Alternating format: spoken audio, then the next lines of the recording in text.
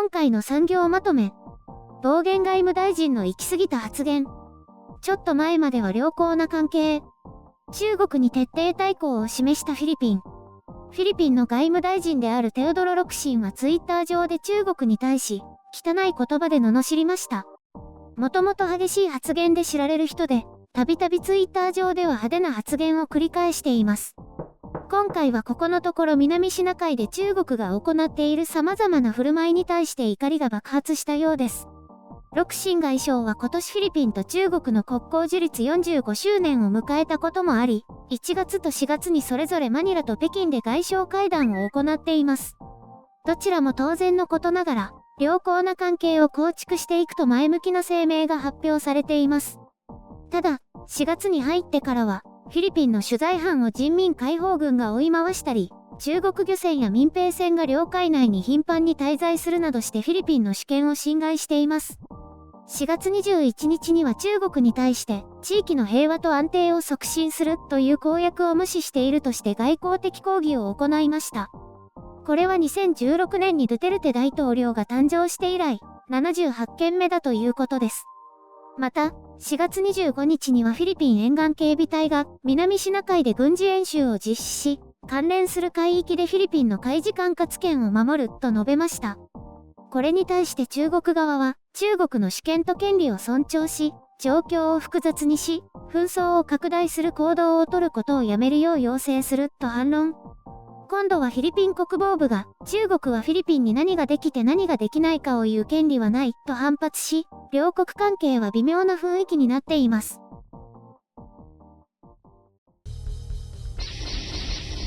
編集書簡。今回の概要。最近の外交的焦りの原因は、フィリピンと中国の友好関係、ワクチン外交の危機。別にこのチャンネルは中国の外交政策にケチをつけることを主眼としているわけではありません。ただ、最近の中国はちょっと外交失策が多いように思います。まあ、何かしらの焦りもあってということかもしれません。対外的に強硬に出て、国内問題から目をそらそうとしているのではないかと深読みしたくなりますね。とりわけ私が注目しているのは、未だに出てこない国勢調査結果です。これは再延期されて5月中旬以降ということになりました。4月29日にはメディアが、2020年中国の人口は増加する、として、フィナンシャルタイムズの報道に反論しました。しかし一部の人口学者の間では、それは楽観的推測に過ぎず、現実はもっと恐ろしい結果ではないかと指摘しています。中国の人口は急速に減少を続け、インドに逆転され、経済にも深刻な影響を及ぼすと見られています。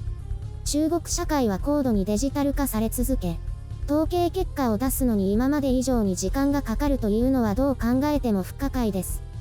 この恐ろしい現実をどのように受け入れ、言い訳をし、今後の成長ストーリーに結びつけるかを考えているのではないかと思います。そしてその外堀として、中国の優位性と正当性を主張し、諸外国に向けて批判や圧力を強めているのではないかと思います。その一環が日本の処理水問題への反発であったり、最近の SNS による米国やインドへの嘲笑だったり、こうしたフィリピンへの継続的な圧力なのでしょう。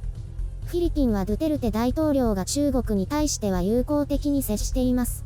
これは国内の米国に対する反発の影響もあってのことと思います。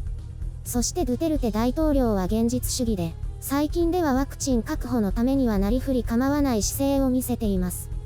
今回問題発言をしたロクシン外相ももともとは中国に対しては友好的で、3月末に保健省が中国の医療チーム受け入れを拒否したことに対して強い言葉で批判しています。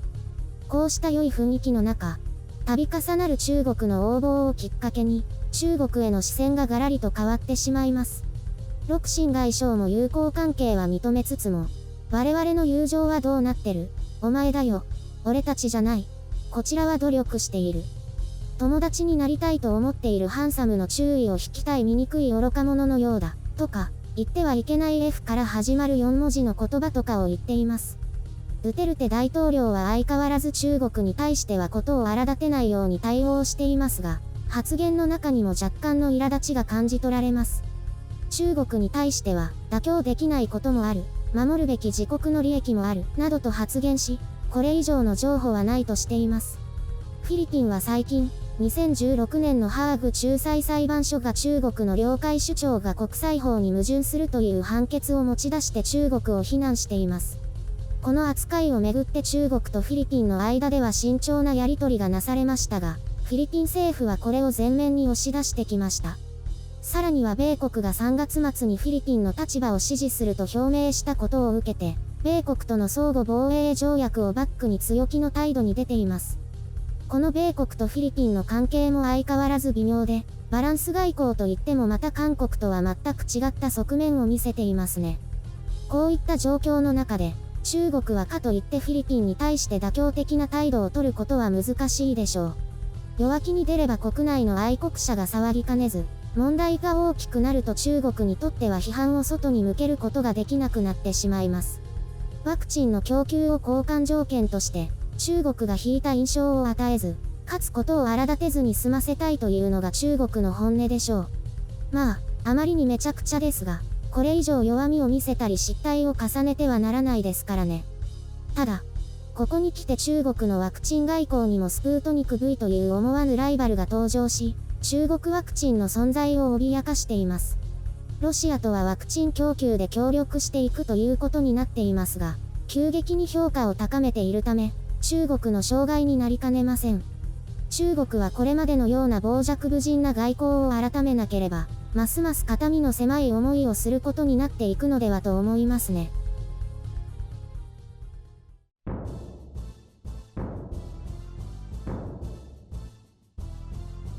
最近中国のニュース多いね。そうでしょ？中国国内ではあまり報じられていない中国関連の報道というところかな。最近反中ニュースサイトをいくつか見てるので。そんなのがあるんだ。中国にとって不都合なニュースとかが載ってるの？まあそうだね。ちょっと行き過ぎた批判や皮肉った見方とかもあって、何でも信じられるという感じでもないけどね。そうなんだ。面白いニュースとかないの？そんなにないけど、ある程度まとまってるのでネタ探しの苦労が少ないかな。ところで、フィリピンと中国ってどういう関係なの？基本的には良いんだよ。中国が巨額投資することを条件に、友好的な関係を築くというのがフィリピン側の考えだからね。南シナ海の問題はどうなの？何かよくわかんないんだけど。これは結局フィリピン政府がこれまで曖昧にしてきたというか、それほど強くは出てなかったんだよ。中国との関係に配慮してね。そしたら中国がどんどん増長してくるから、だんだんとイライラが募ってきたようだね。でもワクチンのために我慢するってこと？それは確かだけど、我慢にも限界があるとドゥテルテ大統領も警告し始めたね。中国は一線を越えてしまったってことだよ。じゃあ大変なことになっちゃう？フィリピンは戦争を望んではいないし、小競り合いもするつもりはない。ただ、これ以上は黙っていないだろうね。それで、どうして揉めてるの？これまでフィリピンなど東南アジア諸国の領海とされていた地域を、中国が古来からの領海だと主張し始めたんだよ。古来からのって何千年前とか？そう。古い地図を示して、この辺りは全部中国の領海だからといって、武力的に威圧して追い出したり勝手に島を埋めて基地を作ったりしている。うわ、すごくめちゃくちゃだね。でも押しのけちゃったってこと？そう。強引に作ってずっと居座ってる。そして漁業権も主張して、他国の漁船を武力で脅して追いやってる。恐ろしいね。尖閣諸島もそんな感じだからね。なので人事でもないんだよ。日本はどうしてるの？オンボロ空母に米艦と並走して動きを封じたりしてるよ。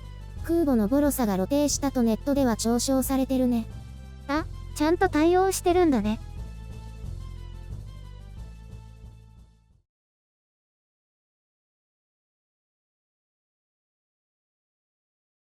聞いてくれる？